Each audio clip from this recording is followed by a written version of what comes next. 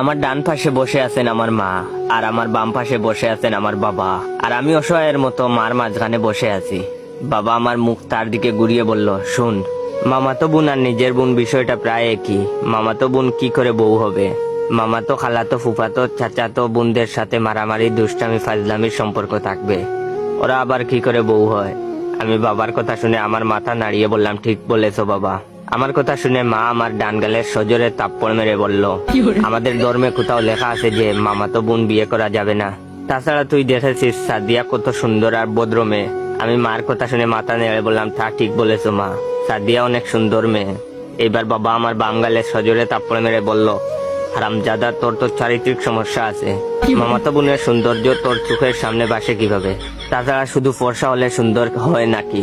সাদিয়াকে দেখে মনে হয় রক্ত শূন্যতায় ভুগছে। তাছাড়া চেহারার মাঝে চাকমা চাকমা ভাব আছে, আর সুন্দরী ফর্সা মেয়েরা কখনো সিঙ্গেল থাকে না, ওরা একসাথে অনেকগুলো ছেলেকে নাকে দড়ি দিয়ে ঘুরায়। আমি বাবার কথা শুনে মাথা নেড়ে বললাম, ঠিক বলেছো বাবা, সাদিয়া দেখতে কিছুটা চাকমাদের মতো। এইবার মা আমার ডান গালে আবারও থাপ্পড় মেরে বলল, সাদিয়া আর তুই তো একসাথে বড় হয়েছিস, সাদিয়া প্রেম করলে তুই কি তা জানতি না?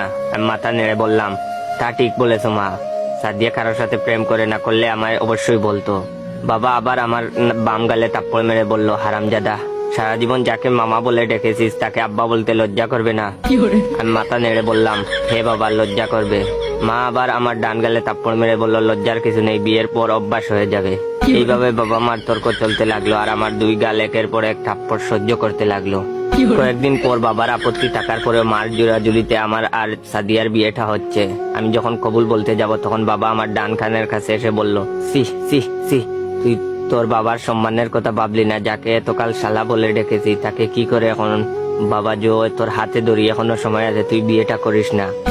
মা তখন আমার বাম কানের কাছে এসে বলল, তোর বাবা যদি এতই সম্মানে লাগে তাহলে তোর বাবাকে আমি ডিভোর্স দিব, তবুও তোকে এই বিয়ে করতে হবে।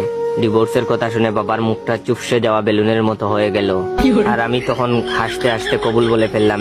বিয়ের বেশ কয়েকদিন পর দুপুরের দিকে অফিসে কাজ করছি, এমন সময় নানু আমায় ফোন দিয়ে বলল, নানার শরীরটা একটু খারাপ। আমি তাড়াতাড়ি বাসায় এসে বাবাকে বললাম, বাবা, আমার দাদা শ্বশুরের শরীরটা খুব খারাপ, চলো ওনাকে দেখতে যেতে হবে। বাবা আমার দিকে অবাক হয়ে তাকিয়ে বলল, দাদা শ্বশুর মানে? আমি মুস্কি হেসে বললাম, তোমার শ্বশুর মানে আমার নানা যান। বাবার আগে আমার দিকে পত্রিকাটা জুড়ে বলল, হারামজাদা, আমার শ্বশুরকে তুই দাদা শ্বশুর বলিস কেন? এটা হচ্ছে ভিডিওর প্রথম পার্ট।